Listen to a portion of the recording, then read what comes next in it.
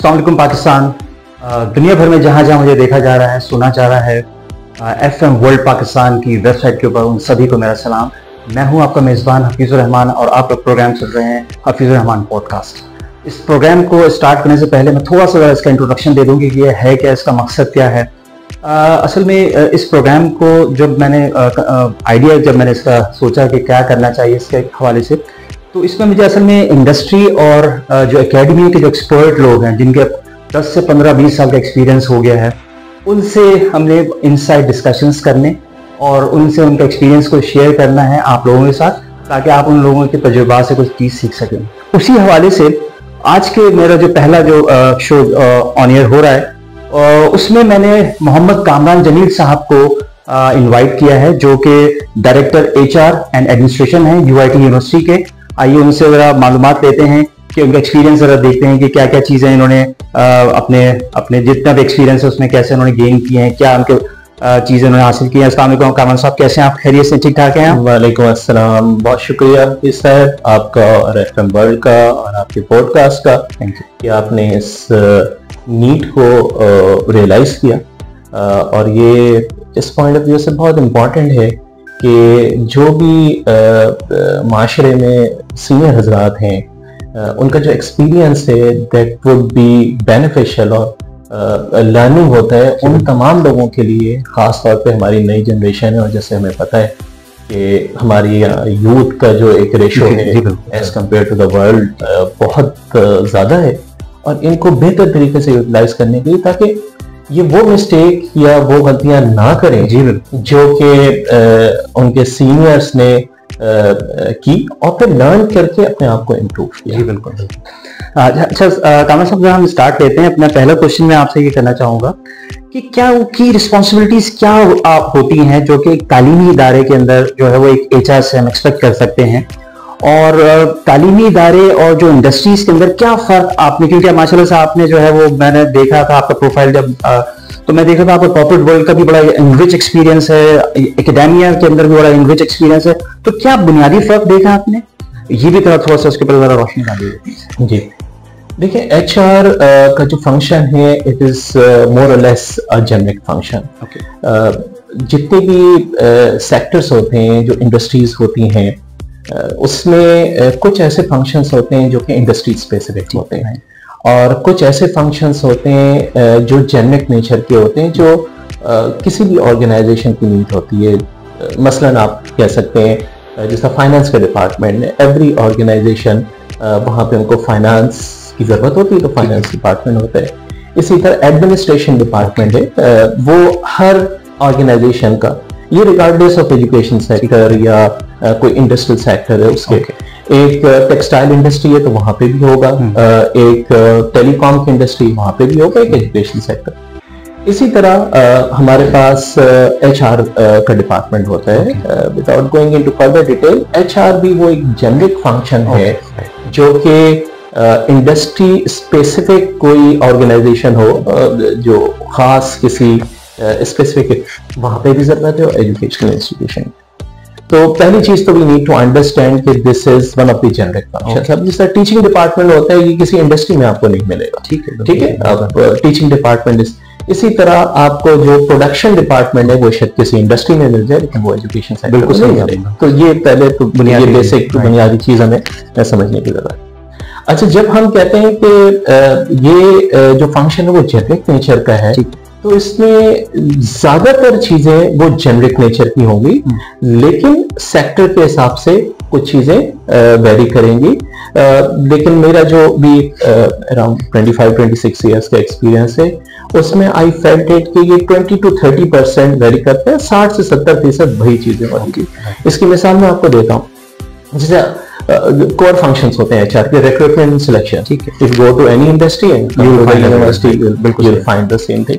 आप HR operations की बात कर लें, जिसमें लीव मैनेजमेंट हो जाता है, टाइम मैनेजमेंट हो जाता है, बेनिफिट्स एम्प्लॉइज के होते हैं, डे टू डे मैटर्स होते हैं, दिस समहाउ सेटल्ड। इसी तरह आप कॉम्पेंसेशन एंड बेनिफिट्स में चले जाएं, द प्रोसेसिंग ऑफ सैलरी, उससे रिलेटेड कोई बेनिफिट है, कहीं प्रोविडेंट फंड है, कहीं CC है, कहीं EOBI है, कहीं कोई प्रोफेशनल टैक्सेस का मामला, ये तमाम चीजें ये कमोबेश आपको हर जगह ऑर्गेनाइजेशन में मिलेगी। इसके बाद एक इंपॉर्टेंट एरिया होता है जिसको हम परफॉर्मेंस मैनेजमेंट कहते हैं। Again this is one of the important area, you need to keep high motivation of employees, तो ये फंक्शन आपको कमोबेश मिले। अच्छा, इसके साथ साथ फिर हर ऑर्गेनाइजेशन की एक नीड होती है to develop the employees over the period. देखें, हर कोई आता है खास एजुकेशन के साथ आता है, खास स्किल सेट्स के साथ आता है, और फिर ओवर द पीरियड जिस तरह से ऑर्गेनाइजेशन ग्रो कर रही होती है, न्यू इमर्जिंग टेक्नोलॉजीज में जा रही होती है, तो आप उस क्वालिफिकेशन पे जिस पे आपने हायर किया है, you can not sustain for the long time, because once the organization is growing और उसके जो डेवलपमेंट के तकाजे चेंज हो रहे हैं, तो आपको अपने ह्यूमन रिसोर्स एम्प्लॉय को भी डेवलप करना होगा। तो ये ट्रेनिंग एंड डेवलपमेंट फंक्शन हो गया, करेक्ट, ये अपनी जगह पे। तो बाकी रिलीविंग का फंक्शन होता है, वो भी अपनी जगह पे, उसी हिसाब से आप किस तरह से किसी एम्प्लॉय को रिलीव करते हैं, प्लस एम्प्लॉय एंगेजमेंट होती है। तो ये तमाम वो एरियाज हैं जो कमोबेश आपको दोनों जगहों पे मिलेंगे। अब यहाँ पे फर्क क्या हो जाता है, अब जब हम बात करते हैं किसी एजुकेशनल इंस्टीट्यूशन की, वहां पे जो आपके पास मेजॉरिटी ऑफ द पीपल होते हैं, they are having the intellectual abilities, क्योंकि हम सबको पता है HEC का एलिजिबिलिटी क्राइटेरिया भी है कि मिनिमम लेक्चरर भी जो हमारे पास अपॉइंट होता है उसकी 18 ईयर्स ऑफ एजुकेशन होनी चाहिए। बिल्कुल सही। सो एजुकेशनल इंस्टीट्यूशन में और वहां पे जो डिफरेंस आया है, सर एक सेकंड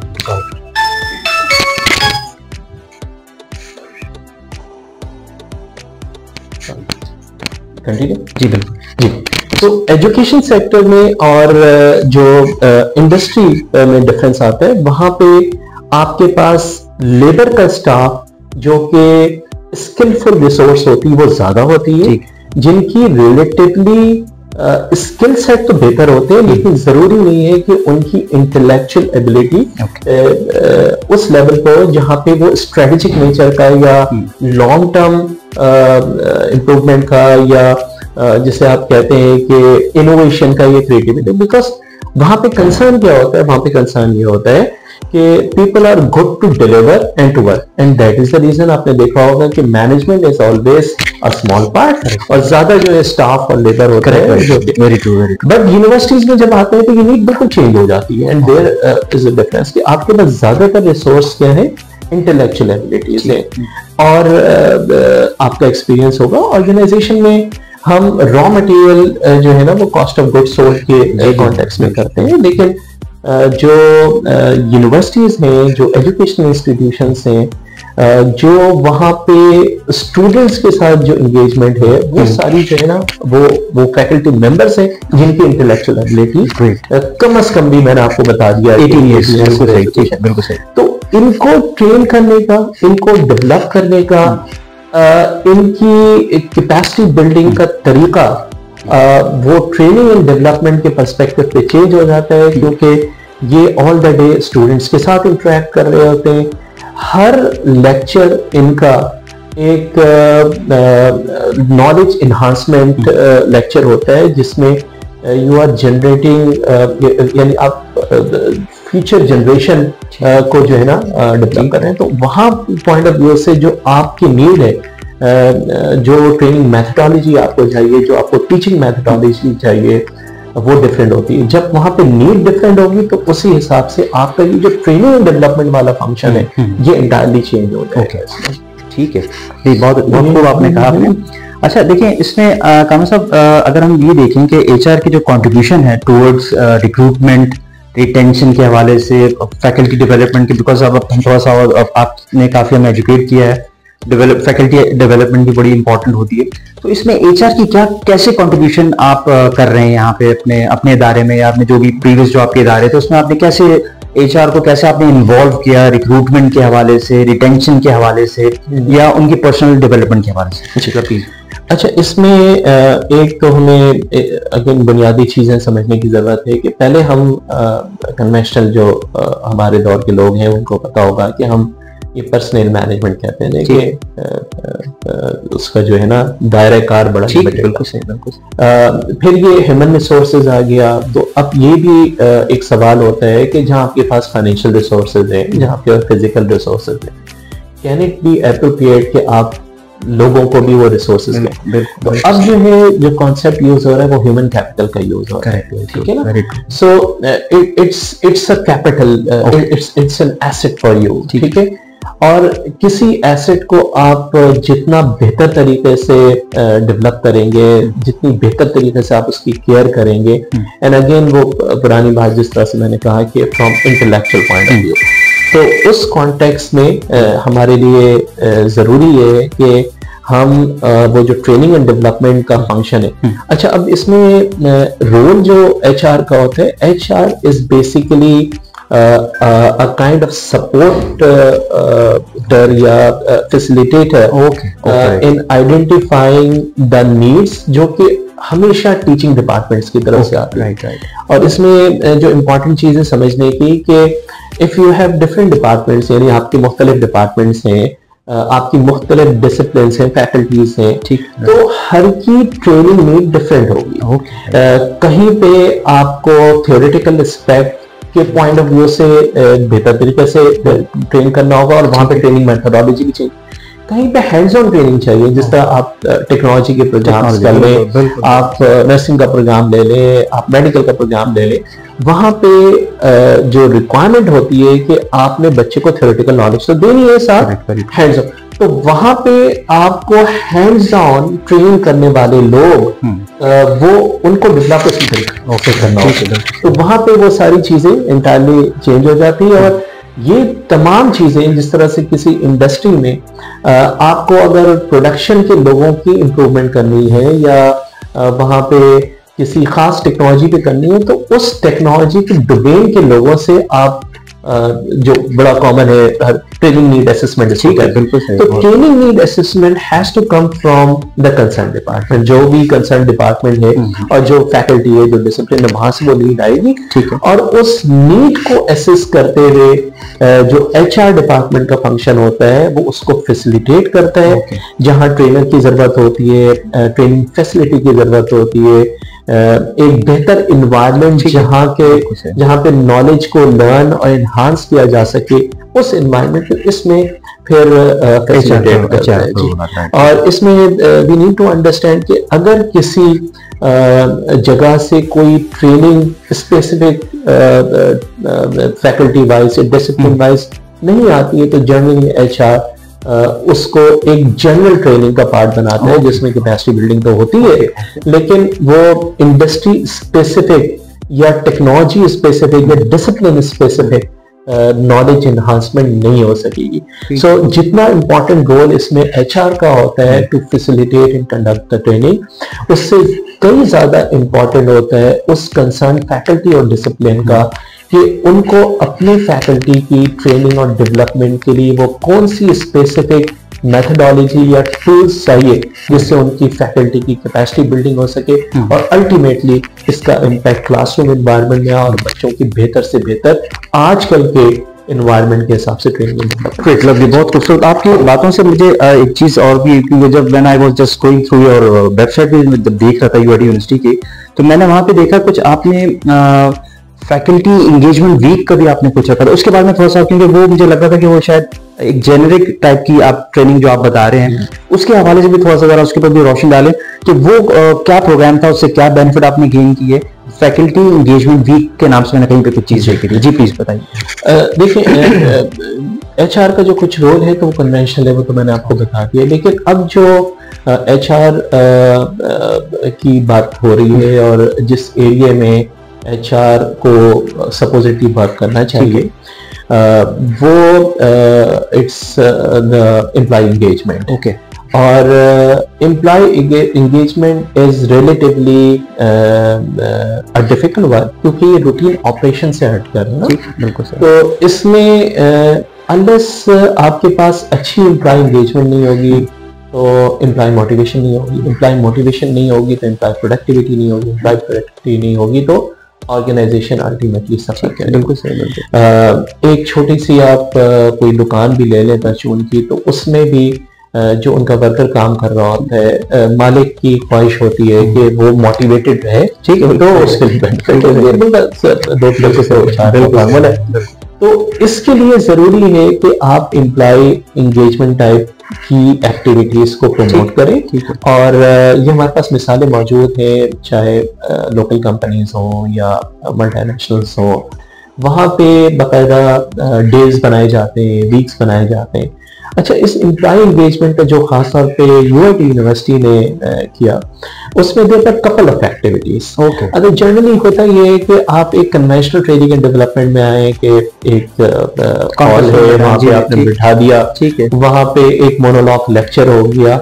लर्निंग तो वहां पे भी होती है, ऑब्वियसली उसका मकसद लर्निंग होता है, लेकिन जो जिस तरह से हम इनोवेशन हर जगह देख रहे हैं ना, तो ट्रेनिंग भी एक कंप्लीट साइंस है और इसमें भी इनोवेशन है। And part of that innovation आपको एम्प्लॉइज को डिफरेंट तरीके से, एक आदमी लेक्चर अच्छा सुन के लर्न कर लेते हैं, ठीक है, एक आदमी किताब पढ़ के कर लेते हैं, बिल्कुल सही। एक लर्निंग मेथोडोलॉजी बाय ऑब्जर्वेशन होती है। करेक्ट। हमने देखा है कि कुछ चीजें ऑब्जर्व करके, और आजकल बताया जाता है कि ऑब्जर्व कर, कुछ ऐसी लर्निंग होती है जिसमें आप एम्प्लॉय को एंगेज करते हैं किसी एक्टिविटी में, ठीक है, बिल्कुल। जहां हम इन तमाम मेथोडोलॉजी को अपने स्टूडेंट्स की लर्निंग के लिए इंपॉर्टेंट समझते हैं, तो उसी तरह फैकल्टी की लर्निंग के लिए भी ये तमाम चीजें हैं। तो you don't need to go only for कि आप मोनोलॉग लेक्चर दे रहे हैं। करेक्ट। तो आप एंगेजमेंट वीक जो हमने बनाया, तो वी हैड अ वॉक, उसमें हमने वॉक भी की,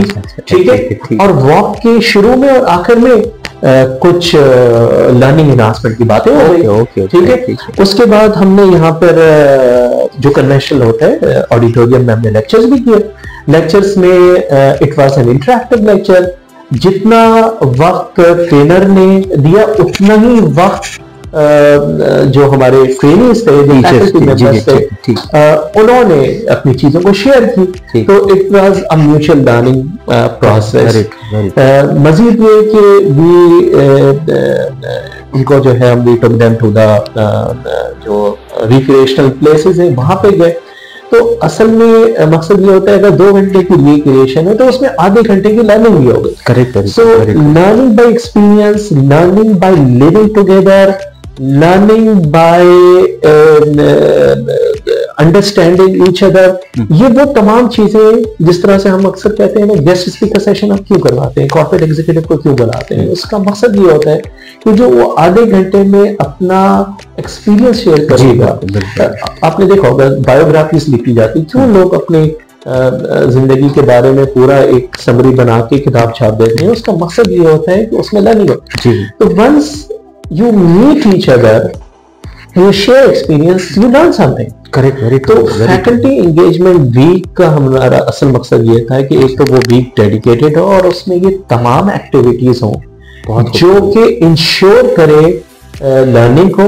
और असल ऑब्जेक्टिव अभी साहब ये है कि लर्निंग एंड नॉलेज एनहांसमेंट, जो कि नई दुनिया के लिए इंतहाई इंपॉर्टेंट है। तो उस पॉइंट ऑफ व्यू से जो भी नीड्स एंड मेथोडोलॉजीज, ठीक है, रिक्वायर्ड होंगी, we go into that methodology, ताकि बेहतर से बेहतर तरीके से लोगों की नॉलेज एनहांसमेंट और लर्निंग हो। करेक्ट, बहुत खूबसूरत, बहुत खूबसूरत।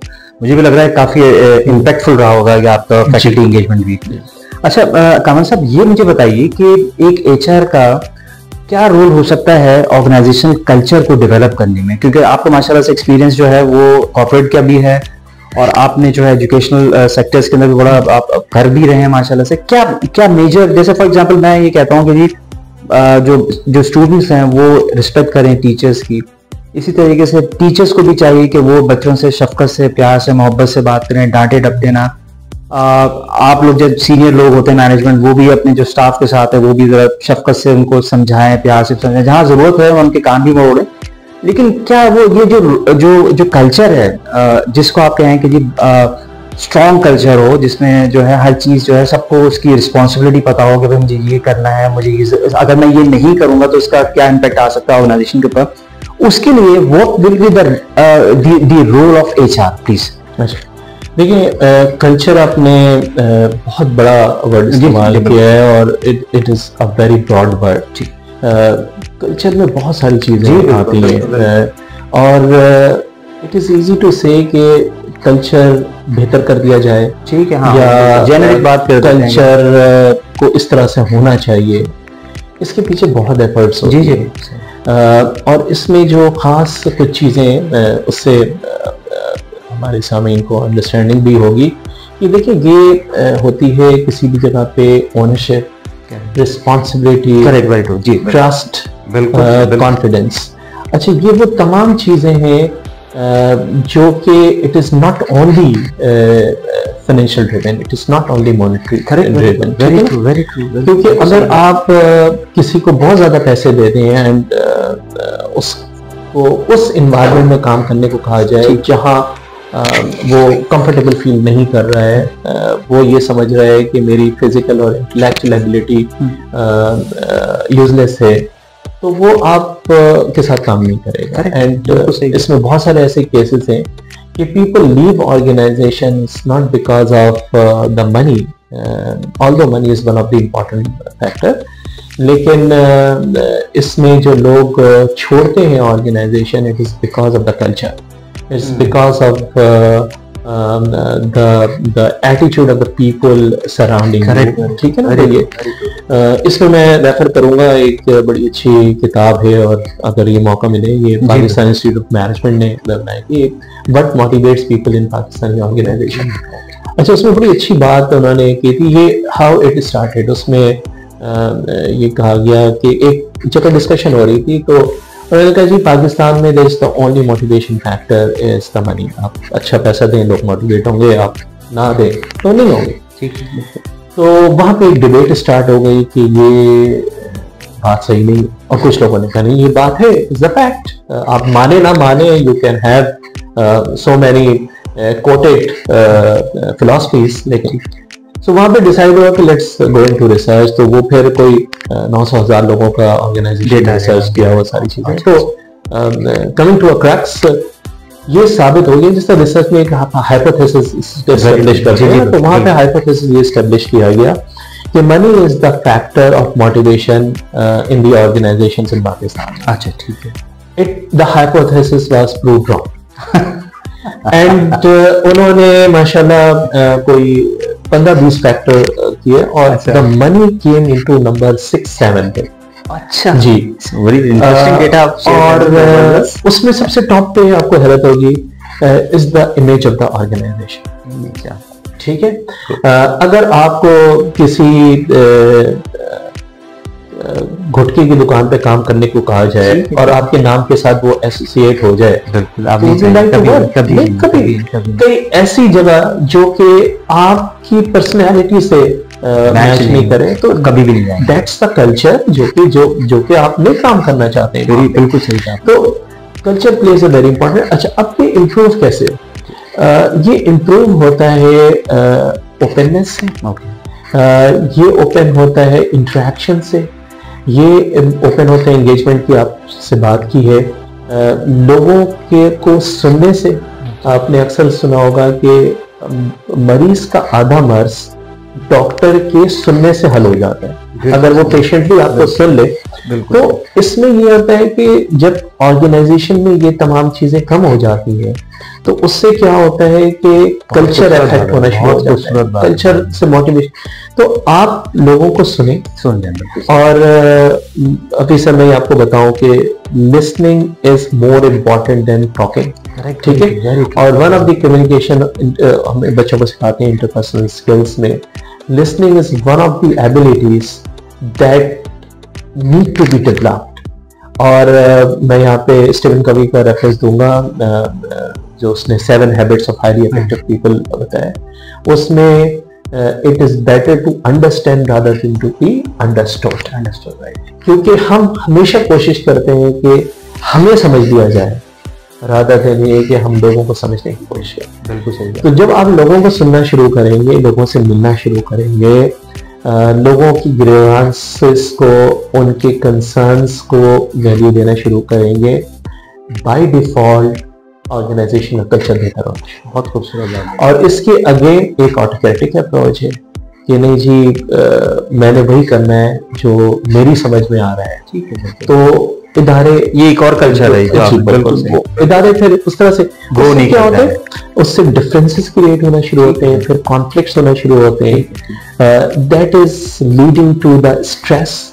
और जब आप स्ट्रेसफुल सिचुएशन में हो तो आपकी प्रोडक्टिविटी भी सफर करती है, और जब प्रोडक्टिविटी सफर करती है तो उसका सबसे ज्यादा जो नुकसान ऑर्गेनाइजेशन का होता है, उसका कल्चर खराब होता है। You are physically present but you intellectually don't own the organization। तो वहां पे फिर हम बात करते हैं कि जब कल्चर अच्छा होगा तो ओनरशिप भी आएगी, ट्रस्ट का भी फैक्टर होगा, वहां लोग रिस्पॉन्सिबिलिटी को समझेंगे भी, सेंसिबल भी होंगे। इम्पॉर्टेंट चीज ये नहीं होती है किसी भी कल्चर के लिए कि आप लोगों को कोई चीज फोर्स करके करवाएं। ठीक है, बच्चे को अगर आप कोई चीज गलत कह रहे हैं तो उसको मेक हिम और हर रियलाइज कि ये गलत है और वो समझे कि ये गलत है। सो आज का कल्चर जब इम्प्रूव हो जाता है तो वहां पे आपकी जो एम्प्लॉइज हैं, आपके जो फैकल्टीज हैं, वो ये समझते हैं कि इस चीज में हमारे लिए बेहतरी है, तो वो आपको कहना नहीं पड़ेगा कि आपने अपने आप को डेवलप करना है, आपको कहना नहीं पड़ेगा कि नहीं इमरजेंसी, वो खुद ही जाएंगे, वेबसाइट पे जाएंगे, यूट्यूब पे जाएंगे, लिंक्डइन पे, जो भी लर्निंग के रिसोर्सेज हैं, लाइब्रेरी में जाएंगे, क्योंकि वो ये समझते हैं कि ये लर्निंग है और जो कंटिन्यूस जिसे हम कंटिन्यूइंग एजुकेशन, ये उनके लिए, उनके प्रोफेशन के लिए, उनके स्टूडेंट्स के लिए, उनकी ऑर्गेनाइजेशन के लिए बेहतर है, तो वो खुद ही करना शुरू करें। इंस्टेड ऑफ ये कि आप फोर्सफुली किसी को कहेंगे नहीं जी ये ट्रेनिंग करनी है, आप बैठे और करें। इन द बिगनिंग ऐसा होता है कि आपको इस कल्चर को डेवलप करने के लिए कुछ चीजें इन्फोर्स भी करनी पड़ती है, because there is a discipline in the organization, और वहां पे जरूरत होती है। लेकिन अल्टीमेट टारगेट आपका क्या होना चाहिए कि वो कहते हैं ना कि ऑटो पे चीजें चलना शुरू हो जाए। ऑटो पे चलना। एवरीवन स्टार्टेड रियलाइजिंग कि जब तक मैं अपने आप को डेवलप नहीं करूंगा, मैं कंटिन्यूइंग इमर्जिंग टेक्नोलॉजीज की तरफ अपने आप को अपडेट नहीं करूंगा तो I can not live, I can not survive. ठीक है, और इसमें हर किसी का तो वो खुद ब खुद कल्चर बेहतर होना शुरू हो जाएगा, चीजें बेहतर होनी शुरू हो जाएंगी, एंड आपको जो है ना ये कोई ऐसी चीज नहीं जिसको आप कैलकुलेट कर सकते, it's not like something financial. बिल्कुल सही, ये आपको खुद ब खुद फील होना शुरू हो जाएगा ऑर्गेनाइजेशन। दिस इज समथिंग कि हमें इस एरिया पे थोड़ा सा, बहुत खूबसूरत आपने जो है वो उसको नटशेल में आपने, क्योंकि ये ऑब्वियसली बिल्कुल सही कह रहे हैं, कल्चर, ऑर्गेनाइजेशनल कल्चर को बयान करने के लिए आपको बहुत टाइम चाहिए, लेकिन आपने बहुत खूबसूरती के साथ आपने इसको जो है ना सम अप कर दिया। वेरी इंप्रेसिव आपका कमेंट रहा है इसके अंदर। अच्छा, मुझे कामिल साहब जरा, क्योंकि आपका ताल्लुक अभी जो है वो एक तालीमी इदारे से है, बहुत ही लीडिंग, बहुत ही एक रिनाउंड इदारे के साथ है आप ताल्लुक अभी आपका, जो चैलेंजेस आप फेस कर रहे होते हैं एज एन HR हेड, जिसमें जो मेजर जो मैंने चीजें देखी हैं over a period of time, जिसके अंदर फैकल्टी टर्नओवर होता है, सैलरी के इश्यूज होते हैं, आपके जो इंक्रीमेंट्स के इश्यूज होते हैं, प्रमोशंस के होते हैं, या एक्स्ट्रा वर्कलोड के होते हैं, उसको हाउ डू यू, कोई ऐसा कोई आपने कोई मैकेनिज्म बनाया हुआ है या आप उसको कैसे हैंडल करते हैं? Because these are the challenges that might be you are also facing that, क्या कैसे आप उसको कर रहे हैं, आप उसको एड्रेस? देखिए, बहुत अच्छी बात है इन द कॉन्टेक्स्ट के ये सारे challenges part of the organization भी होते हैं, और जाहिर सी बात है human resource being the concern departments को इंटरव्यू भी करना पड़ता है। असल बात इसमें जो ओवरऑल समझने की है कि no organization work without any challenge. Challenge तो हर जगह का पार्ट है, और ख़ास तौर पे उसमें मैं इस कंपोनेंट को लूँगा जो फाइनेंशियल एस्पेक्ट है, जो कि in most of the cases driven factor होता है, ख़ास तौर पे हमारे इन्वायरमेंट में, पाकिस्तान में, because people are pressed up with so many responsibilities. ठीक है ना, तो सबसे पहली चीज जो होती है कि आपको उनको जो है ना एक सोशल कंफर्ट देना पड़ता है, यानी हर आदमी की एक ब्रेड एंड बटर की रिस्पॉन्सिबिलिटी है, उसकी फैमिली है उसको, तो उस पॉइंट ऑफ व्यू से आप आपको अपना सैलरी स्ट्रक्चर, आपको अपने बेनिफिट्स, आपको जो भी कॉम्पनसेशन का मेथड है वो वक्त के साथ रिव्यू करना पड़ेगा, ठीक है। बिकॉज आप वक्त के साथ रिव्यू नहीं करेंगे, मार्केट तो इन्फ्लेशन की तरफ जा रही है, it's not only in Pakistan, ये तो ग्लोबल फिनोमेना है। तो ये चीजें बढ़ रही हैं। आपको कंटिन्यूअस बेसिस पे अपने सैलरी स्ट्रक्चर को भी, कॉम्पनसेशन एंड बेनिफिट्स को भी, और वो डिसिप्लिन्स, क्योंकि this has always been a trend कि कुछ एरियाज ऐसे होते हैं जहां पे आपके पास इंटेलेक्चुअल डेफिसिट होता है। हम कहते हैं कि अफरादी कुव्वत का फुकदान जिसे कहते हैं। हम शुरू से सुनते आए हैं कि organization need people according to their जो भी उनकी स्किल सेट्स हैं, और उनको लोग नहीं मिल रहे। ऑन दी अदर साइड अच्छा खासा पूल अवेलेबल है जो अनएम्प्लॉयड है, वो कहते हैं हमें जॉब नहीं मिल रही है। तो ये इट्स नाउ बीन 30-40 इयर्स। तो ये एक गैप जो है ना वो है। असल में उसमें प्रॉब्लम क्या होती है कि समटाइम्स ऑर्गेनाइजेशंस अपनी एक्सपेक्टेशंस बहुत हाई रखती हैं, सो दे डोंट फाइंड पीपल, ठीक है। बाद दफा कुछ ऐसी टेक्नोलॉजी होती है, ऑर्गेनाइजेशन उस इनोवेशन में चले गए, जिस तरह हमारे, अगर आप टीचिंग इन्वायरमेंट में देखें कि new field is emerging, data sciences की है, आर्टिफिशियल इंटेलिजेंस की है, साइबर सिक्योरिटी की आ रही है। वो इमर्जिंग फील्ड है जिसमें इंडस्ट्री में जॉब अपॉर्चुनिटीज हैं, स्कोप है। अच्छा, इसको पढ़ाने के लिए फिर आपको लोग भी वैसे चाहिए जो कि, लेकिन अनलेस कोई पढ़ के निकलेगा नहीं और फिर वो आके पढ़ाने वाली कैपेसिटी में नहीं होगा, तो इसमें आप वो चीज़ें एड्रेस कर ही नहीं सकते। तो ये वो फील्ड्स हैं जहाँ पे डिमांड ज़्यादा है। तो मैं I am coming back to जो हम कॉम्पनसेशन और बेनिफिट और फाइनेंशियल्स की बात, तो इन फील्ड्स के लिए आपको आउट ऑफ द बॉक्स जाना होगा, ठीक है। If you really want to have competent people, जिस तरह से किसी आर्टिफिशियल इंटेलिजेंस के एक प्रोफेशनल को आप लेकर आते हैं, वो तो आपको टाइम बड़ी मुश्किल से देगा। बिल्कुल वो कहेगा यार आई एम हाईली ऑक्युपाइड, मैं तो 12 घंटे बिजी हूँ, तो भाई मेरे पास ये 3 घंटे हैं या 2 घंटे हैं, वो भी आपको हो सकता है वो 7 से 9 पढ़ लो मुझसे, ठीक है, I am ready to trans के हिसाब से। तो क्या आपकी ऑर्गेनाइजेशन उस तरह से फ्लेक्सिबल है और उस तरह से कॉम्पनसेट करने को तैयार है?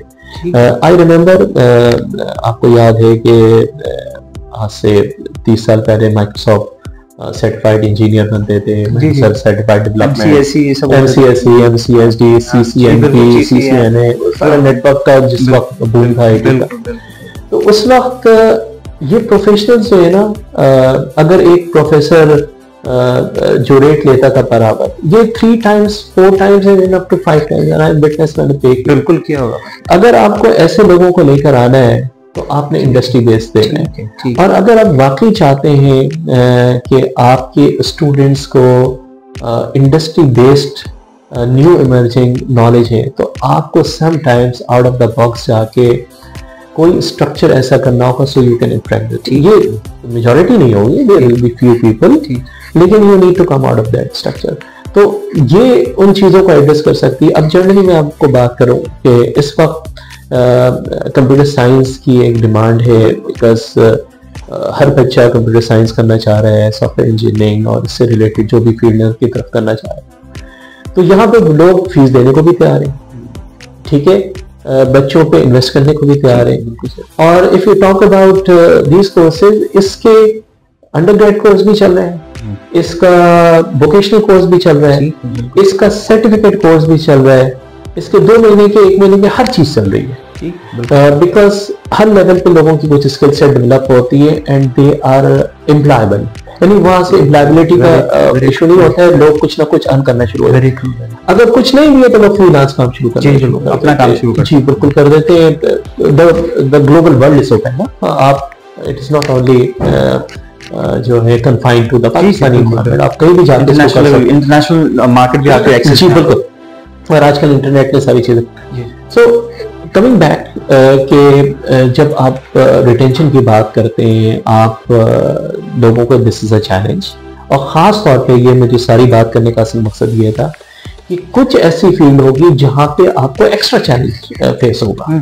ठीक है, तो उसके लिए आपको आपका जो पूरा सैलरी स्ट्रक्चर है, आपका जो कॉम्पेंसेशन एंड बेनिफिट का जो पूरी मेथडोलॉजी है, ये आपको ओवर द पीरियड रिवाइज भी करनी होगी और इसको वक्त के साथ अपडेट भी करना होगा if you really want to retain good people. ठीक है, इसमें दोनों चीजें आती है कि इसमें आपको फ्रेश ब्लड भी लाना पड़ेगा। ठीक है, इसमें आपको एक्सपीरियंस भी, I am not that kind of person कि वो किसी एक को के हर ऑर्गेनाइजेशन में फ्रेश लोग हो जाएं तो भी ऑर्गेनाइजेशन नहीं चल सकता। मिक्स होना चाहिए एक्सपीरियंस एंड यंग। सारे अगर जो हम आम बात में कहते सारे बाबे हो तो वो भी बाबू का एक फायदा है, you get so many things, लेकिन वो इंटेलेक्चुअल एबिलिटी के उस लेवल पर होते हैं कि उनसे बेनिफिट लेना यंग लोगों को कितना जरूरी है। They sometimes young people don't realize it. Correct, ठीक है, बिकॉज एक आदमी का 10 साल 15 साल 20 साल 25 30 40 साल का एक्सपीरियंस है, वो आपको बहुत कुछ सिखा सकता है। तो having said this, on a lighter side, there's lot of things that they can do। और देखिए, असल तो इंसान की इंटेलेक्चुअल एबिलिटी डेवलप उसी वक्त होती है जो कि सोसाइटी में जब आपकी ग्रे हेयर्स होते हैं। ग्रे हेयर्स जब आपके होते हैं ना, तो आपका फिजिकल कम हो जाता है लेकिन आपका ब्रेन इंटेलेक्चुअल और ऑन दी अदर साइड जब आप फ्रेश ब्लड की बात करते हैं, यंग लोगों की बात करते हैं, they have the physical stamina to execute the things. तो अगर इसका एक प्रॉपर मिक्स हो, इसका कतई ये मतलब नहीं है कि जो सीनियर लोग हैं वो फिजिकल काम नहीं कर सकते और जो यंग लोग हैं वो इंटेलेक्चुअल काम नहीं कर सकते, दोनों कर सकते हैं, लेकिन capacity to execute the things, चीजों को ट्रांसफॉर्म करने में, चीजों को इम्प्लीमेंट करने में, उसका इम्पैक्टफुल रिजल्ट देखने में एबिलिटीज फिजिकल और इंटेलेक्चुअल होती है। तो सीनियर लोगों से इंटेलेक्चुअल एबिलिटी का फायदा लें और यंग लोगों से जो आप कंटिन्यूसली ऑर्गेनाइजेशन में ले रहे हैं उनसे फिजिकल एग्जीक्यूशन की चीजों का आप काम ज्यादा लें। तो इस प्रॉपर मिक्स के साथ ऑर्गेनाइजेशन ग्रो करें। दोनों एंड बड़े खतरनाक होते हैं, तो ये मिक्स रहना चाहिए और this is again the responsibility of the HR and the senior management to look into this aspect और इसको फिर ऑर्गेनाइजेशन को इस पॉइंट ऑफ व्यू से डेवलप करें।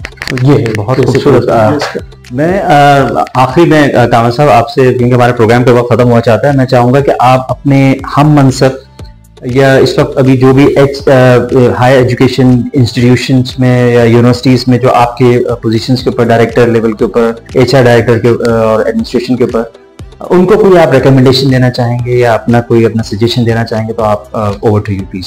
जी, इसमें जो भी इस लेवल पे काम कर रहा है, हर ऑर्गेनाइजेशन की एक अपनी नीड होती है, उस हिसाब से my only suggestion to the HR industry के enhance employee interaction।